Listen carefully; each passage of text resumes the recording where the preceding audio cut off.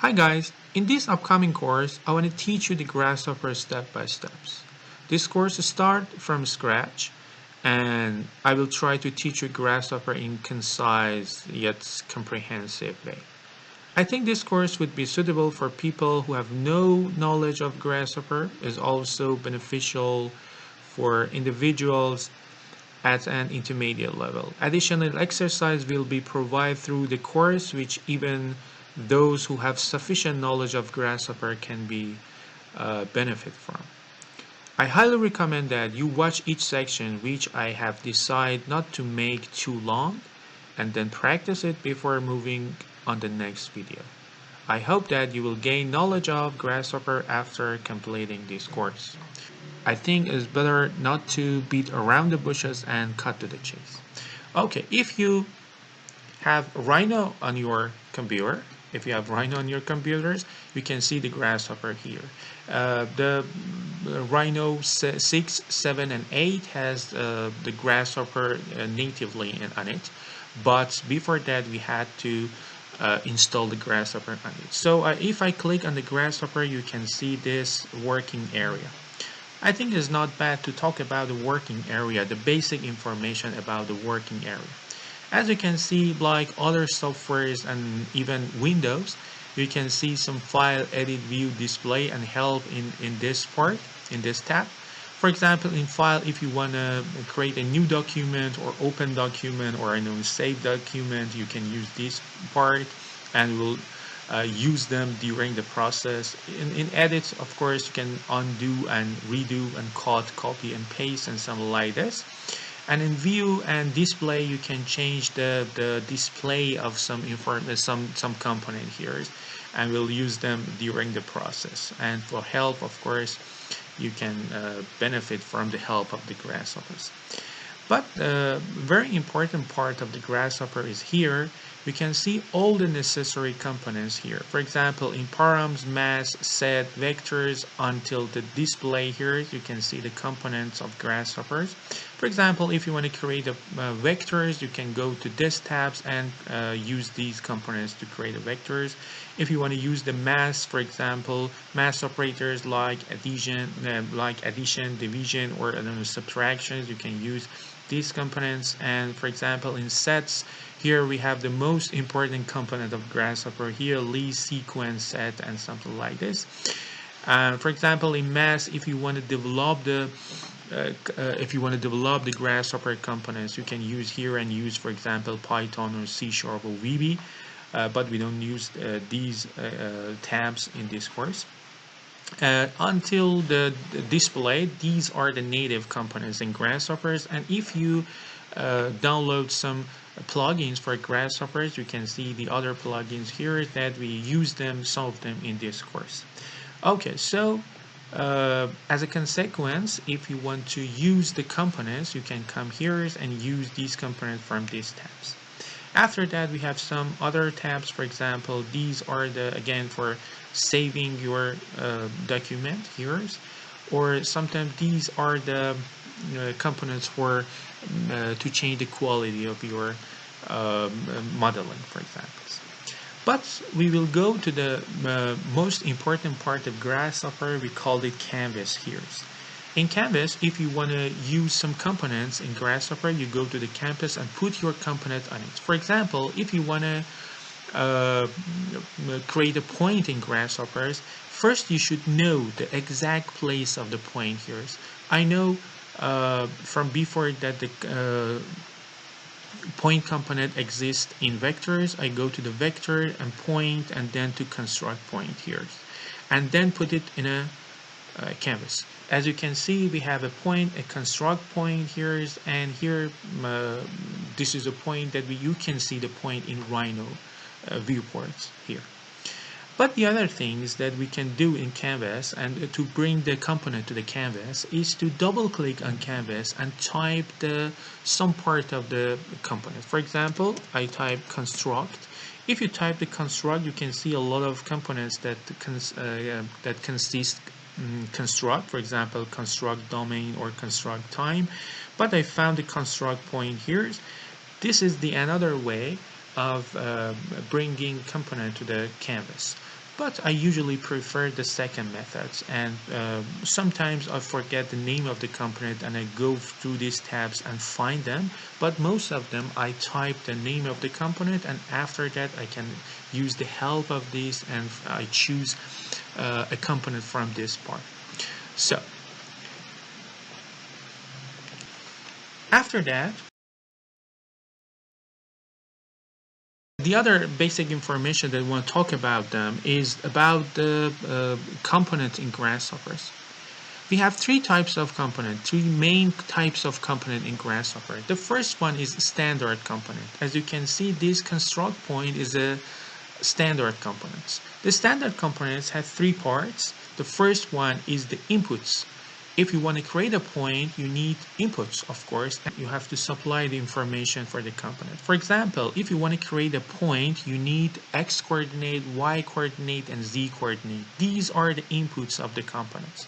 As you know, the x coordinate is numbers for the x, and y coordinate is z coordinate too. But this component has 0 for x coordinate, y coordinate, and z coordinate as a default. Some component, most of the components of Grasshopper has a default value. So the construct point has a default value of 0, and you can see the point with 0, x, and y, and z values. You can change the input component. For example, if you double click on canvas and type 2, for example, as a input component of the x and connect the 2 to the x coordinate, you can see the change of the x coordinate of the point, and you can change the y and z component too, or even you can change the coordinations. So the standard components have three inputs. The first one is the input components. The second part is the output of the components. Of course, the components have inputs and it has a result, I mean the outputs. The outputs of the three part, this x coordinate, y coordinate, and z coordinate, is a point that you can see here. So the output of these component is a point. The next part that the component, the standard component, and all the component has is a linkage between the inputs and outputs. In this component, there is a linkage, their programming language. We have a programming language to converge or connect these information about the input to the outputs. You cannot see the implementations, the programming implementation is not reachable, but there is a programming language that change the coordinate to the point, I mean the output of the point. So the standard component has three parts: inputs, outputs, and the language programming that convert the inputs to the outputs. The other component that exists in Grasshopper is we call it input components, like this one. These are the components that can create supply inputs for other components, but you can see you cannot import something as an input to this part. Just use as an input of other components. For example, we connect 2 to the z coordinate as an input, but itself cannot accept the inputs. So these are the inputs component. And we have another component that is very important for us. We call it containers. In the params tabs, you can see the containers here as geometry or primitives. The most important role of the container is when you want to import something from Rhino to the Grasshoppers. For example, if you want to import a point from Rhino to the Grasshopper, you cannot use the construct point, because the construct point, in construct point you have to create inputs inside the Grasshoppers. But I want to import something from Rhino to the Grasshopper. So I go to the params and geometry and I find the point. The point container, of course, contains some informations about something, about some data. So how to import this part to the Grasshoppers? I right click on this hexagonal shape and set one point, and after that I select this ones. And now you can see the change in color. It means that the container consists of some data that is imported from the Rhino. If you want, for example, you import some curves from Rhino to the grasshoppers, I go to this params and find the curves. And here you can find the curves here. I right click on curves and set one curves and select this one. And now the component contains information about the curves. So these are the container components that as I told you, the most important role of this one is to contain some information that is imported from Rhino. So these are the curve components. But if you have, for example, some curves or some points, how we can import this one? For example, we have 3 curves.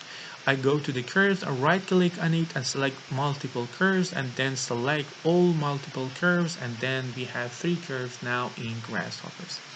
The sign of the containers is these hexagonal shapes, and from these hexagonal shapes you can understand this is a containers.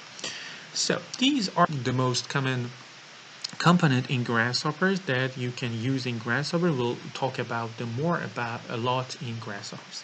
The other basic information that grasshopper has is about the color of the components. For example, I want to create a circle. I double click on canvas and type circles. We have a lot of circles. For example, I want to use these circles.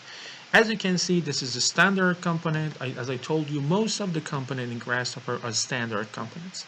These are this is the standard component that has 3 inputs: center, normal, radius, and as the outputs of this component is a circle. So as you can see, the color of this component is orange. Orange in Grasshopper, it means that insufficient information. We have to provide information for this component. So we need center, normal, and radius for inputs to have sufficient information for this component. So I want to import the center of the centers. As you know, the center of a circle is a point, of course. So we need a point to connect to the centers. But sometimes I don't know what's the type of the information I have to connect. So how can I understand? We have 2 ways. The first one, I go to the centers and look at the centers. If I put my mouse on the centers, you can see this is center point, or you can see the hexagonal shapes. The hexagonal with a cross at the middle of the hexagon. If I go to the geometry and find this point, you can find this point. This is the similar of this hexagonal shape of the centers. I understand this is the point because the hexagonal with the cross at the center is a point. For example, for normal, I go there. You can see the shape of the normal, and I found this shape. This is vectors, and for radius, I can find the 0.1 on it, and in primitives, you can see the sign of this. You can see the sign of this is a number, for example. This is one way to understand what is the type of the inputs. The other things, I think it is not bad to use them. Go to this shape of the circle and right click on it and use help. And in help, you can understand all types of the inputs and outputs. For example, for centers, we need point. For normal, we need vectors. And for radius, we need numbers. And for the radius, we need, the output is the circles. The geometry of output. So for center, we need a point. So I go and find the point. This is our point, and connect the point to the centers. And now you can see the circle here. And the most important thing is the changing the color. The orange became light gray. The light gray in Grasshopper means sufficient information, and now the component has a sufficient information. So, but maybe you ask, we didn't provide normal and radius for this one because, as I told you, I don't know as I told you or not, but a lot of components in Grasshopper has a default value. For example, for this one, we have a z as a value, as a default value, and for radius we have 1 as a default. But we can change the radius. For example, for 2.36, is an input is because we know the radius, the type of the radius is a number. So I connect this number to the radius and you can see the change, and we can change the number slider as an input component, and you can change the radius of this one. So as a consequence, you are now familiar with two color in Grasshopper. The first one is orange. It means that insufficient informations, and light gray, it means that sufficient informations. The other thing is that is very important for us, especially at the beginning of the course, is a red one. Red means warning or error. For example, as you know, for the center we need a point. So if, for example, connect a curve to this one, instead of point, you connect the curve to the centers, you can see the red one. Red one means an error. How can I understand the error of this one? You can go to this balloon and click on it. You can read the error. It is written, data conversion failed from curve to point. It means that I cannot convert curve to the point. I need a point, but you imported the curve to this one. But this is an error and you have to make it correct.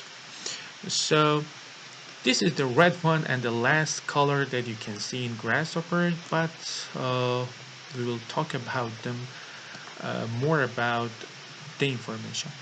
And the last thing for this session I want to tell you is that if you want, for example, to import the center to the components, the first way is to connect a point to this one, and the second one, for example, you have this point, you can right click on center and select one point like a container that you can import from Rhino, set one curves and then select this ones, and again you can change the radius of the circles. Okay, I think it is enough for this sessions. I think it's better to practice for this one and then go to the next video. Have a nice time. Bye for now.